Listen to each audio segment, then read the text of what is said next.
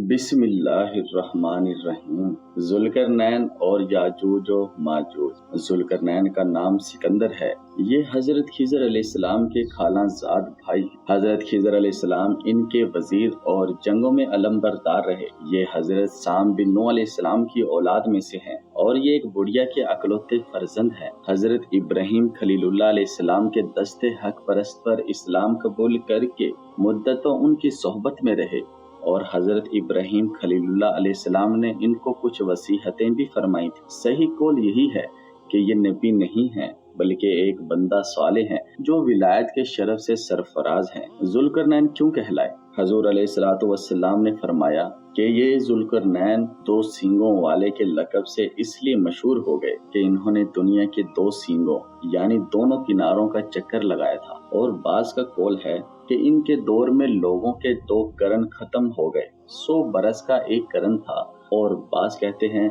कि इनके दो गैसों थे, इसलिए जुल्करनैन कहलाते हैं। और ये भी एक कौल है कि इनके ताज पर दो सींग बने हुए थे और बाज इसके कायल हैं कि खुद इनके सर पर दोनों तरफ उभार था जो सींगों जैसा नजर आता था। और बाजों ने ये वजह बताई कि चूंकि इनके माँ और बाप नजीबुल तरफैन और शरीफ ज़ादे थे, इसलिए लोग इनको जुल्करनैन कहने लगे। वल्लाहु ताला आलम।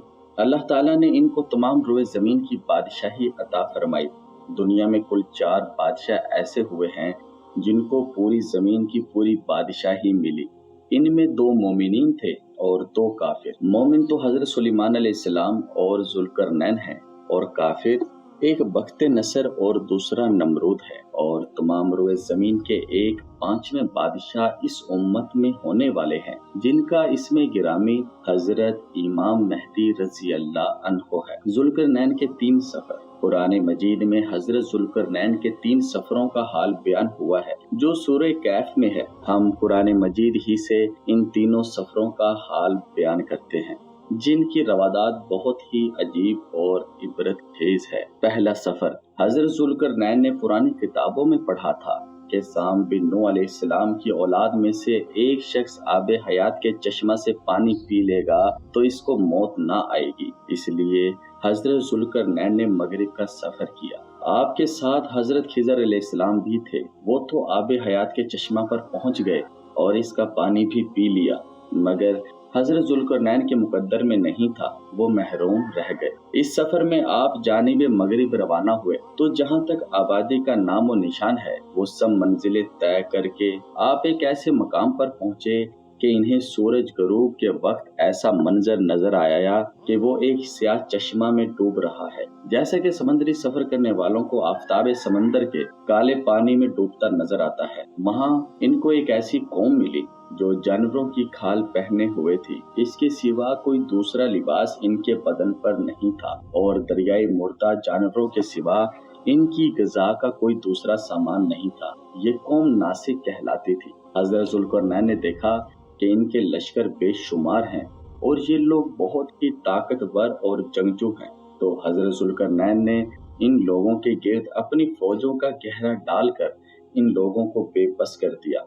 चुनाचा कुछ तो मुशर्रफ बा इस्लाम हो गए, कुछ आपकी फौजों के हाथों मकतूल हो गए। दूसरा सफर। फिर आपने मशरिक का सफर फरमाया, यहाँ तक कि जब सूरज तुलू होने की जगह पहुँचे तो ये देखा कि वहाँ एक ऐसी कौम है जिनके पास कोई इमारत और मकानात नहीं हैं। इन लोगों का हाल ये था कि सूरज तुलू होने के वक्त ये लोग जमीन की गारों में छुप जाते थे और सूरज ढल जाने के बाद गारों से निकलकर अपनी रोजी की तलाश में लग जाते थे। ये लोग कौमे मनसक कहलाते थे। हजरत जुल्करनैन ने इन लोगों के मुकाबले में भी लश्कर आराई की और जो लोग ईमान लाए इनके साथ बेहतरीन सलूक किया गया और जो अपने कुफर पर अड़े रहे इनको तहदीक कर डाला। तीसरा सफर। फिर आपने शमाल की जानिब सफर फरमाया, यहाँ तक कि सदीन 2 पहाड़ों के दरमियान में पहुँचे तो वहाँ की आबादी की अजीबो गरीब जुबान थी। इन लोगों के साथ इशारों से बामुश्किल बातचीत की जा सकती थी। इन लोगों ने हजरत जुल्करनैन से याजूज और माजूज के मुजालिम की शिकायत की और आपकी मदद के तालिब हुए। याजूज और माजूज ये याफिस बिन नूह अलैहिस्सलाम की औलाद में से एक फसादी गिरोह है और इन लोगों की तादाद बहुत ही ज्यादा है। ये लोग बला के जंगजू, खूनख्वार और बिल्कुल ही वहशी और जंगली हैं। जो बिल्कुल जानवरों की तरह रहते हैं।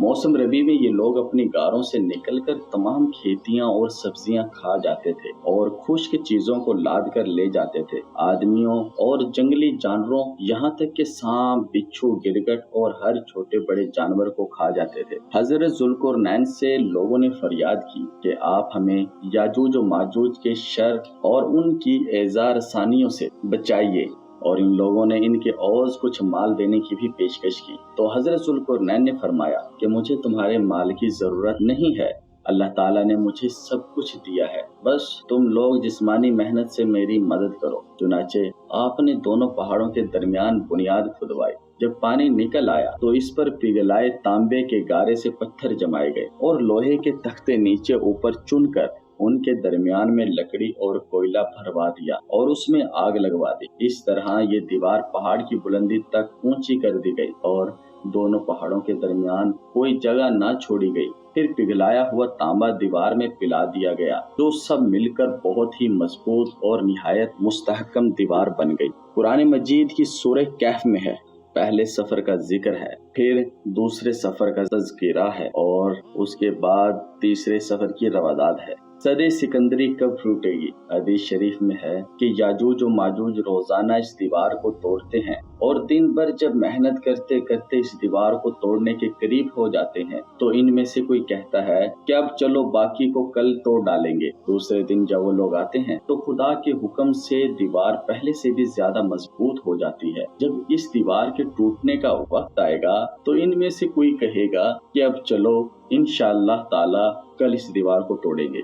इन लोगों के इंशाअल्लाह ताला कहने की बरकत और इस कलमे का ये समर होगा कि दूसरे दिन दीवार टूट जाएगी। ये क़यामत करीब होने का वक्त होगा। दीवार टूटने के बाद जब याजूज और माजूज निकल पड़ेंगे और जमीन में हर तरफ फितना और फसाद और कत्ल व गारत करेंगे, चश्मों और तालाबों का पानी पी डालेंगे और जानवरों और दरख्तों को खा डालेंगे, जमीन पर हर जगहों पर फैल जाएंगे, मगर मक्का मुकरमा, मदीना तैयबा, बैतुल मुकद्दस, इन तीनों शहरों में ये दाखिल ना हो सकेंगे। फिर हजरत ईसा अलैहिस्सलाम की दुआ से उन लोगों की गर्दनों में कीड़े पैदा हो जाएंगे, ये सब हलाक हो जाएंगे। कुरान मजीद में है, तर्जुमा कंजुल ईमान, यहाँ तक कि जब खोले जाएंगे याजूज और माजूज और वो हर बुलंदी से ढलकते होंगे।